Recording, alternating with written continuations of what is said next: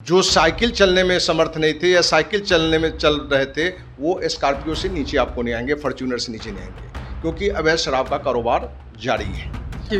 अधिवक्ता की हत्या हो रही है। तो जहां शराबबंदी कानून का माने अवैध कारोबार को सरकार कहीं ना कहीं इस कारोबार में सरकार की पार्टी से लेके सरकार के सिपाही, हवलदार, दरोगा से एसपी से लेके डीजीपी तक पैसा जाता है। तो हमें लगता है कि शराबबंदी कानून खत्म हो, लेकिन सीमित में दुकान हो। ऐसे नहीं कि नीतीश कुमार ही शराब को बढ़ावा दिए थे 2007 में, जिसमें हमने आमरण अनशन पर भी बैठा था 10 दिन, मुख्यमंत्री आवास मार्च, राजभवन मार्च भी हमने की थी। देखिए, बिहार में लगातार अपराध बढ़ रहे हैं। वहीं बात करें सारण में कई राजपूतों को जो है काट दिया गया, लेकिन उसके बावजूद भी बिहार में सियासत गर्म नहीं है।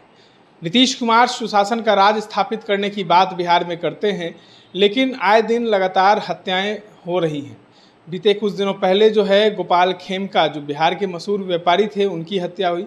उसके बाद जो है लगातार सिलसिला जो है वो चल रहा है। लॉ एंड ऑर्डर की स्थिति जो है वो कहीं ना कहीं बिहार में बिगड़ती नजर आ रही है।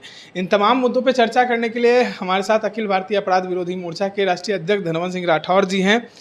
आप लोग अपराध पर अंकुश लगाने, सवाल उठाने पर जोर देते हैं, लेकिन बिहार में अपराध बढ़ रहा है, अब क्या करेंगे आप?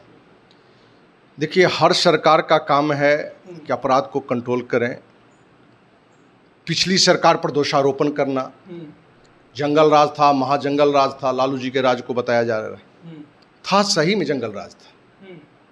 और नीतीश का जो पहला काल था, हमें लगा कि जंगल राज को खत्म, ने जंगल कटाई का काम शुरू हो गया था। लेकिन आज जो फिर से पोजीशन है वो फिर वही जंगल राज वाली पोजीशन है, और उसके लिए जो जिम्मेवार है वो राज्य सरकार है। क्यों जिम्मेवार है? शराबबंदी कानून जो बिहार में बंद है नहीं, और गांव से लेके हर शहर के मोहल्ले मोहल्ले लोग इस कार्य में, अवैध कार्य में सम्मिलित हो गए। स्थिति यहाँ ये है कि आज जो साइकिल चलने में समर्थ नहीं थे या साइकिल चलने में चल रहे थे वो स्कॉर्पियो से नीचे आपको नहीं आएंगे, फॉर्च्यूनर से नीचे नहीं आएंगे, क्योंकि अवैध शराब का कारोबार जारी है। जो नीतीश कुमार शराबबंदी का लेकर अपने को नोबेल पुरस्कार, कौन कौन पुरस्कार उनके नेताओं लोग मांग करते हैं, भारत रत्न की मांग करते हैं, तो आपको जानकारी दे दें कि बिहार में शराब उतना बिक रहा है जितना महाराष्ट्र में नहीं बिक रहा है। जिस महाराष्ट्र में कोई शराबबंदी कानून नहीं है, वहाँ से ज़्यादा बिहार में शराब बिक रहा है। और बिहार में जितनी शराब बिक रहा है वो केंद्रीय स्वास्थ्य परिवार कल्याण मंत्रालय की रिपोर्ट के अनुसार 25,000 करोड़ सालाना का नुकसान है। मतलब कि शराब के नाम पर एक बड़ा अपराध का गिरोह टीम हर गांव, हर पंचायत, हर शहर के मोहल्ला में आ चुका है। आपने जो गोपालगंज की बात की, सारण की बात की, कि 3 सिवान की घटना है, सारण में सिवान की घटना है कि 3 माने जिनकी भी हत्या हुई है, वहाँ भी शराब ही है। जो अवैध का शराब का कारोबार कर रहा था, जिसका विरोध किया जा रहा था, और उसी कारण से उसकी हत्या कर दी गई। अब तो बीजेपी के नेता की हत्या हो गई, अधिवक्ता की भी हत्या हो रही है। अधिवक्ता की हत्या हो रही है। तो जहां शराबबंदी कानून का माने अवैध कारोबार को सरकार कहीं ना कहीं इस कारोबार में सरकार की पार्टी से लेके सरकार के सिपाही, हवलदार, दरोगा से एसपी से लेके डीजीपी तक पैसा जाता है, और जनप्रतिनिधि में नीचे डीजीपी तक पैसा जाता है, और वार्ड मेंबर, मुखिया से लेके जिला परिषद से लेके विधायक, मंत्री, सभी इस कार्य में संलिप्त हैं। इसमें किसी एक पार्टी को आप दोषी नहीं मान सकते। आप इस पे आरोप लगा रहे हैं, क्या साक्ष्य है? भाई, तो हर जगह साक्ष्य है। बिहार का कोई एक गांव ऐसा आप बता दीजिए जहां शराब नहीं बिकता हो, तो हमारे तरफ से भाई लाख में इनाम दे देंगे उस गांव को। देखिए, इनाम की घोषणा कर रहे हैं धनवंत जी। ऐसा एक गांव भी बता दीजिए जहां की अवैध शराब नहीं पहुंच रहा हो, तो हमारी तरफ से 1 लाख रुपया का इनाम हम देंगे। हर गांव में पहुंच रहा है। पहले क्या था कि आपको शराब की दुकान पर जाना पड़ता था, लाइन में लगना पड़ता था, पसीना बहाना पड़ता था, लेकिन अब होम डिलीवरी है। तो सुशासन की सरकार है, तो यही तो सुशासन हुआ ना, कि आपको अब घर तक पहुंच रहा है। इससे अच्छी सुविधा कहाँ मिलेगा आपको? आपको जाना नहीं पड़ रहा है। और इस अवैध कारोबार से 25,000 करोड़ सालाना राज्य सरकार, माने बिहार की गरीब जनता का नुकसान है। एक सवाल है धनवंत जी कि आप शराबबंदी पर आंदोलन आप किए थे, लगातार आंदोलन अनशन पर बैठे थे, लेकिन अब बिहार में अपराध हो रहा है, लगातार अपराध की घटनाएं घट रही हैं, आगे अब आप लोग क्या करेंगे? देखिए, एक तो शराबबंदी कानून में हमारा जब से लगा कि सरकार को शराबबंदी कानून खाली नाम का है, क्योंकि शराबबंदी सफल तब हो सकता है जब राज्य के चारों तरफ के स्टेट या देश में शराब बंद हो। दूसरा, सरकार की सोच ईमानदार हो।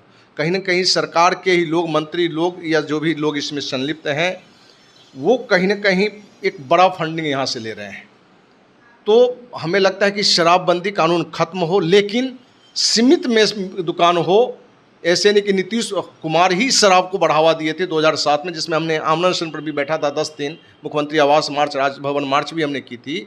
और नीतीश ने कहा कि जो जितना शराब बेचेगा उसको उतना ही टैक्स में छूट दिया जाएगा। तो एक तो शराबबंदी कानून खत्म होनी चाहिए और सीमित दुकान खुलना चाहिए। हम ये नहीं कि शराब के पक्षधर हैं, क्योंकि जो सही शराब पी के लोग माने ज़्यादा पीने पर थोड़ा हॉस्पिटल या डॉक्टर की इंतजार करते थे, अब तो जहरीली शराब मिल रही है, लोग मर रहे हैं, 1-2 मर रहे हैं लोग, सरकार के प्रशासन के कानून के डर से लोग बता तक नहीं रहा है। दूसरा बता रहा है उसकी हत्या हो जा रही है। दूसरा, इस सरकार में लालू सरकार से ज़्यादा भ्रष्टाचार है। जब सिपाही, दरोगा, एसपी, डीआईजी, आईजी, डीजीपी जाति देखकर पैसे लेकर यदि नियुक्त किए जाएंगे तो आप क्या उससे उम्मीद करते हैं कि अपराध को रोकेगा?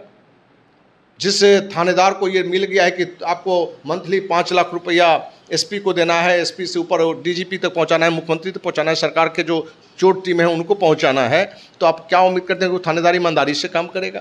क्या वो शराब को बढ़ावा नहीं देगा, अपराध को बढ़ावा नहीं देगा, अन्य अवैध कारोबार को अवैध नहीं बढ़ावा देगा? सरकार की खुलासे कर रहे हैं, एफआईआर हो जाएगा भाई। एफआईआर तो मैंने हमारे ऊपर आज पहली बार होगा क्या?